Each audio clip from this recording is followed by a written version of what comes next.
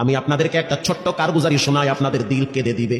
2016 সালের ঘটনা। তখন ঢাকায় মোহাম্মদপুর আমি খতমে তারাবির জন্য 2 জন হাফেজ নিয়োগ দেওয়া হবে কেন্দ্রীয় মসজিদে। অনেক হাফেজে কোরআনরা সিরিয়াল ধরেছে তারাবি পড়াবে। কার মনে না চায় এত বড় এক মসজিদে আমি যদি চান্স পাইতাম তো আমার কপালটা খুলে যেত। শুক্রবার দিন সবাই দরখাস্ত রাখলো, ইন্টারভিউ শুরু হয়ে গেল। পরের জুমায় অসংখ্য ছাত্রদেরকে দেখছি খতমে তারাবির জন্য ইন্টারভিউ সিরিয়াল দিয়েছে।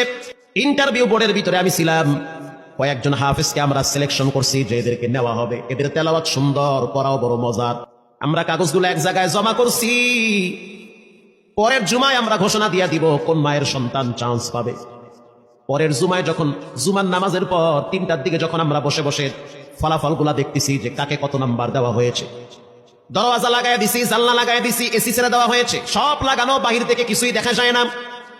ইন দি মিন টাইমে মসজিদের বারান্দার দরওয়াজায় কে যেন নক করতেছে। খাদেম সাহেব আস্তে করে জানলা খুইলা উকি মাইরা দেখতেছে যে 2টা ছোট বাচ্চা বাহিরে দাঁড়িয়ে আছে, একেবারে অল্প বয়স। খাদেম প্রশ্ন করলো, তোমরা কারা, কেন আসছো? বলে, আমরা 2 জন আসছি খতমে তারাবির ইন্টারভিউ দেওয়ার জন্য। খাদেম সাহেব একবার পায়ের দিকে তাকায়, আবার জামার দিকে তাকায়, কারণ কথার সাথে বাহ্যিক সুরত মিলে না। অন্য অন্য ছাত্রদেরকে দেখছি কত উন্নত পোশাক পরে, গেটআপ কত সুন্দর করে ইন্টারভিউ দেওয়ার জন্য আসছে। আর এই 2 জনের দিকে তাকায় দেখলাম মনে হয় রাস্তায় ভিক্ষা করতে করতে আইছে, মানায় না, একেবারে গরিব। খাদেম বলল, ইন্টারভিউর ম্যাচ শেষ, চলে যাও বাড়িতে, নেওয়া হবে না। যাদের ব্যাপারে পরীক্ষা নেওয়া হয়েছে তাদের ব্যাপারে ঘোষণা দেওয়া হবে। বাচ্চা 2টা নাসরবান্দা বলতে আছে, আমাদের তো টাকা নাই যে আমরা ভাড়া দিয়ে এখানে আসবো। বাবাই বড় কষ্ট করে 2-4 টাকা জমা কইরা পকেটে দিয়া পাঠায় দিছে, এজন্য আসতে দেরি হয়েছে। খাদেমের বড় মায়া লাগছে, কারণ খাদেমও গরিবের সন্তান।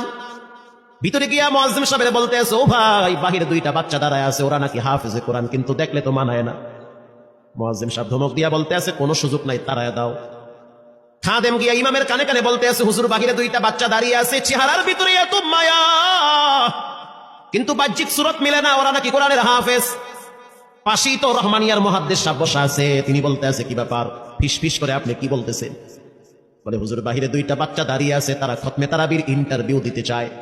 মুহাদ্দিস সাহেব বলল, কোনো কথা নাই, আল্লাহর ঘরে দরওয়াজা খুলে দাও, এখানে কোনো পার্সিয়ালিটি চলবে না। আল্লাহর ঘরের দরওয়াজা সবার জন্য খুলে দেওয়া হবে, আসতে দাও, ভিতরে বসতে দাও। যদিও ওদেরকে দেখতে মানায় না, বংশগত তেমন মর্যাদা নাই, ভিতরে আল্লাহর কোরআন থাকার কারণে আমাদের উপরে ওয়াজিব হয়ে গেছে তাদেরকে সম্মান করা। কোন দিক থেকে মানায় না, কিন্তু ভিতরে আল্লাহর কোরআন আছে, এজন্য তাদের মর্যাদা অনেক বেশি। এবার বাচ্চা 2টা বাহিরে উজুখানায় গিয়া সুন্দর করে উজু বানাইল। উজু বানাইয়া ভিতরে ঢুইকে আমি তাকায় দেখতেছি লঙ্গির এক মাথা নিচে আর এক মাথা উপরে। এতটাই ভয়াবহ অবস্থা, কিন্তু আজীব দৃশ্য। 2 জনের চেহারা একই রকম লাগে, 2 জনের চেহারা একই রকম লাগে। কে বড় কে ছোট বোঝা বড় কঠিন হয়ে গেছে। মুসলমান ভাইরা আমার, ইমাম সাহেব প্রশ্ন করলো, তোমরা 2 জনের বাড়ি কোথায়? বলে, আমরা নারায়ণগঞ্জে ভাড়া থাকি। বাড়ি কোথায়? বলে, আমাদের বাড়ি কুড়িগ্রামে। কুড়িগ্রাম থেকে ঢাকায় কেমনে আসছো? বলে, বাবাই ঢাকায় নিয়ে আসছে। কয় মাসে কোরআন শরীফ খতম করেছো? বলে, আমরা 2 জনে 11 মাসে 30 পারা কোরআন খতম করেছি। ইমাম সাহেব একবার চেহারার দিকে তাকায়, আর একবার পায়ের দিকে তাকায়। স্থানীয় গণ্যমান্য অনেক ব্যক্তিরা তাকায় আছে এদের দিকে। ইমাম সাহেব বলতে আছে, বাবা, তারাবির ইন্টারভিউ শেষ হয়ে গেছে, বাড়ি চলে যাও। যেটা একটু দেখতে ছোট, ও চোখের পানি দেখলাম টিস্যু দিয়া মুছতেছে। কেন কাঁদতেছো? বলে, আমরা গরিব, তার জন্য মনে হয় আমাদেরকে তাড়ায়া দিতেছে। আমরা জানতাম না ইন্টারভিউ তাড়াতাড়ি শেষ হয়ে যাবে, আসতে দেরি হয়েছে, কারণ আমাদের তো ভাড়া টাকা ছিল না, বাবাই কষ্ট করে কিছু টাকা দিয়েছে, সেটা দিয়ে এখানে আসছি। এবার মুহাদ্দিস সাহেব বলতে আছে, তাহলে একটা কাজ করো, তুমি কিছু তেলাওয়াত করে শোনাও। 2 জনেই উত্তর দিল যে, আমরা তেলাওয়াত করলে তো আর নিবেন না, আপনারা প্রশ্ন করেন, আমরা 2 জনে উত্তর দিব। আমি তো আশ্চর্য হয়ে গেলাম, জীবনে কত হাফেজ দেখছি, এরকম হাফেজ দেখি নাই। প্রশ্ন করবেন, আমি উত্তর দিব। বুঝতে পারলাম ভিতরের খবর কেউ না জানলেও একজন জানেন, তিনি হলেন কে? মুহাদ্দিস সাহেব বলতে আছে, বাবা, প্রশ্ন করব, ঠিক আছে, তোমাদের মন মতো একটু তেলাওয়াত করে শোনাও। তেলাওয়াত যদি মানসম্মত হয় তাহলে ইন্টারভিউ নিব, যদি না হয় তাহলে ছাড়াই করে দিব। এবার ছোট যেটা সেটা তেলাওয়াত শুরু করলো সূরা তাহা থেকে।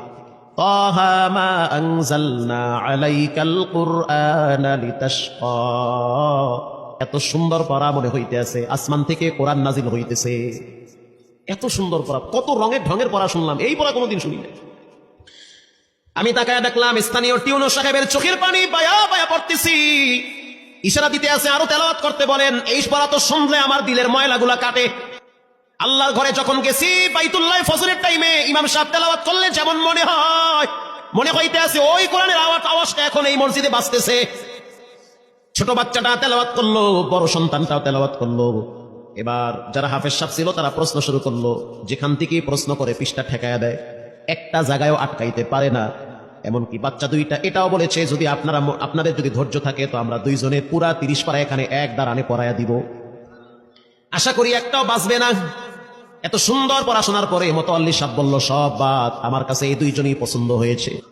এই দুইজন রে মোতাল্লি সাহেব দাঁড়াইতে পারে না, হুইল চেহারে বসে থাকে, কাছে ডাইকা বুকের সাথে জড়ায়া ধরছে আর বলতে আছে, আল্লাহ, এমন একটা সন্তান যদি আমার থাকতো জীবনটা ধন্য হয়ে যেত। আমার মৃত্যুর পরে একটু হইলো তেরা কোরআন তেলাওয়াত করতে পারতো। নিয়োগ হয়ে গেল, তারাবি শুরু হয়ে গেছে। মোহাম্মদপুর থানায় গিয়ে খবর নিয়ে দেখে অনেক পুলিশরা এই বাচ্চার পিছনে দাঁড়ায় দাঁড়ায় নামাজ পড়ে চোখের পানি ছেড়ে কেঁদেছে।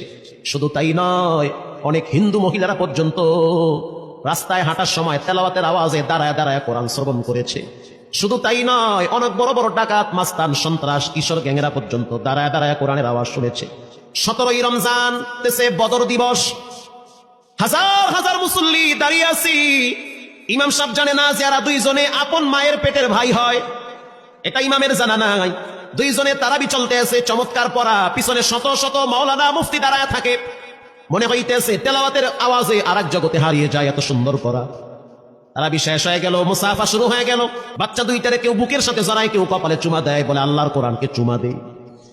হাজার হাজার মানুষ যখন আস্তে আস্তে নামাজ শেষ করে চলে গেল, একেবারে মসজিদের পিছনে বারান্দার পরে আরো একটা বারান্দা থাকে, ওই বারান্দায় এক লোক বসে বসে গামছা দিয়া চোখের পানি মুছতেছে। কিছুক্ষণ পরে লোকটা দেওয়ালের সাথে কপালটা ঠেকায় দিয়া একেবারে অস্থির হয়ে গেল, মনে হচ্ছে তার ভিতরে কাঁপুনি শুরু হয়ে গেছে। কিছু মুসল্লি গিয়া প্রশ্ন করলো, কি হয়েছে আপনার? বলে আমার কিছুই হয় নাই। টাকা লাগবে? বলে না, টাকা লাগবে না। তাহলে আপনি কেন এখানে কাঁদতেছেন? বলে আমি এমনি কাঁদতেছি, এটা কষ্টের কান্না না, এটা খুশির কান্না।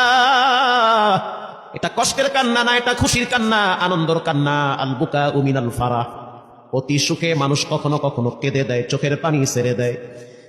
ইমাম সাহেব বলল, পিছনে কে? লোকটা তাকে সামনে নিয়ে আসে। এবার লোকটাকে যখন কিছু দূর সামনে আনা হইল, ওই বাচ্চা দুইটা মসজিদের ভিতর থেকে দৌড় মাইরা গিয়া বলতে আছে, এই লোকটা আমার আব্বা, ইনি আমার আব্বা হয়। ধমক দিবেন না, রাগ করবেন না, আমার আব্বা ঢাকা শহরে রিক্সা চালায়।